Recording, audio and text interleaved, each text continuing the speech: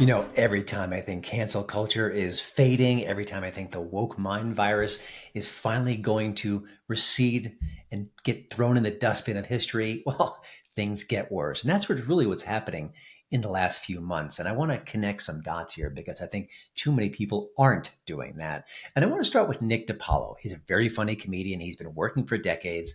And if you look at his resume, it's chock-a-block with very reputable listings.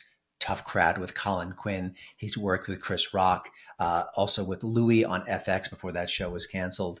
He has a legacy of working within mainstream media and making us laugh.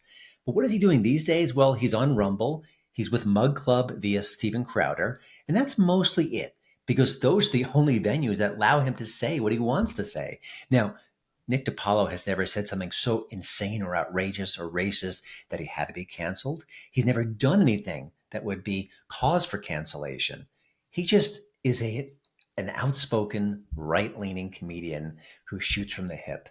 And for all those reasons, he has to go to a different part of the entertainment landscape just to keep himself professionally engaged. Now, we can still enjoy his work, and God bless that.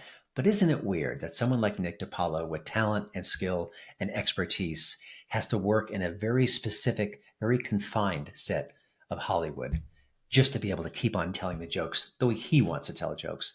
It is disturbing, but it's not the only disturbing thing that's been going on in the culture in recent months. This is a story I've been covering heavily. Very few outlets have done the same, but four comedians were recently canceled at a Seattle comedy club. The club in question certainly has every right to cancel them, but they did hire them in the first place. Why suddenly change your mind? Well, it turns out that the club owners heard from the local community. And in case you aren't aware of Seattle, it's a bit of a progressive crowd, to say the least. But the comedians in question, including Kurt Metzger, Dave Smith, Jim Florentine, and Louis J. Gomez, well, they were deemed unacceptable. They weren't of a certain mind. They didn't tell the right kind of jokes. And so those gigs got canceled. Now, it's not the end of the world. It doesn't sort of shatter the First Amendment, but it is another troubling sign that if you don't tell certain jokes in a certain manner, that you could find yourself out of work. It's very disturbing. The owners of the club appeared on a podcast and they tried to defend themselves and explain what was going on. Well, they mostly failed. I felt for them. They feel some pressure from the local community to cancel certain comedians, to only share certain points of view. All the while, they were saying how much they appreciate the art of stand-up comedy and how important it is to have different points of view from across the spectrum. Well, they're not really telling you the truth. They're feeling the pressure. But the bottom line is, the more things like this happen, the more cancel culture wins. It's just that simple. But again, that's not the only story going on here. You may not know the name Brett Gelman, but I'm sure you know his face. He was on Fleabag, probably best known these days for being on Stranger Things, the great Netflix show. Well, he has a new book of short stories out, and he's been touring the nation, like a mini tour of different bookstores to promote his work. That's what you do. Pretty simple, pretty standard. But turns out that Brett Gelman is Jewish and a supporter of Israel, and that has caused multiple stops on his book tour to be canceled. The reasons are always a little bit murky. You don't know whether it's security or the fear of protests or just a scheduling snafu. It's never crystal clear, but it is crystal clear. If he wasn't Jewish, if he wasn't a supporter of Israel, would all of these things be happening? Of course not. It's just the world we live in right now, and it's not good at all. I also want to bring up Matisyahu. Now, I don't know his music. He's a Jewish rapper. Rap is not my forte. It's just we all have our limitations as far as the kinds of art we enjoy.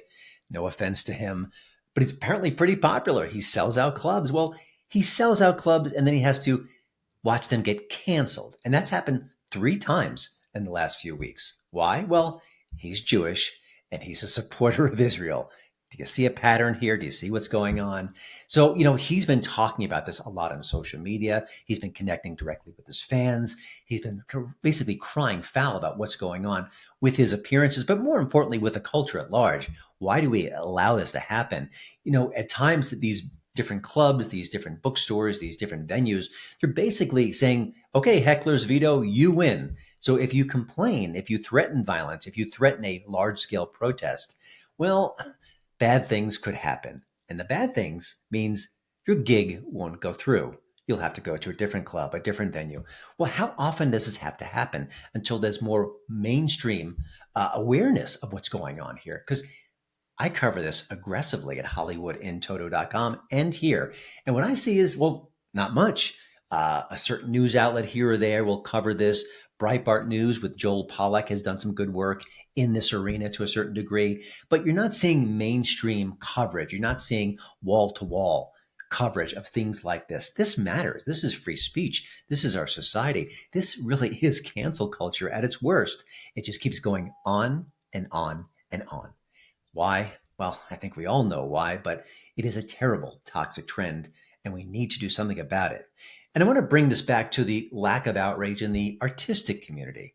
I mean, the guys and gals who are writing the songs, making the movies, creating the TV shows, they should be at the front line of this debate. They should be raising the alarm about what's going on in the culture, and they're not by and large. There are little exceptions.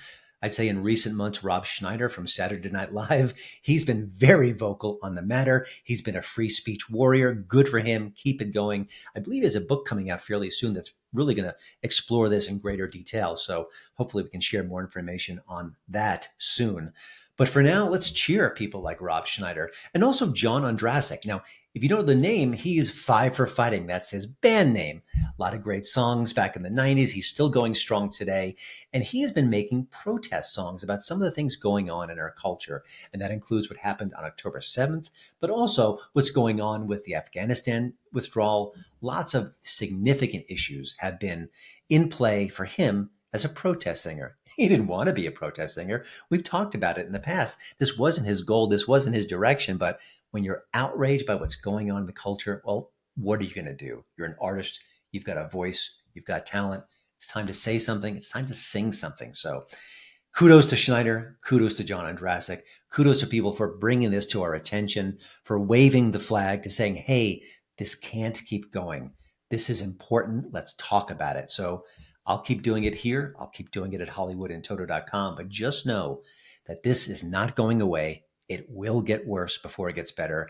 And the more of us speak up and the more of us fight back in any way possible, the better off we'll be. Because if the opposite happens, well, you're going to miss free speech when it's gone. Trust me.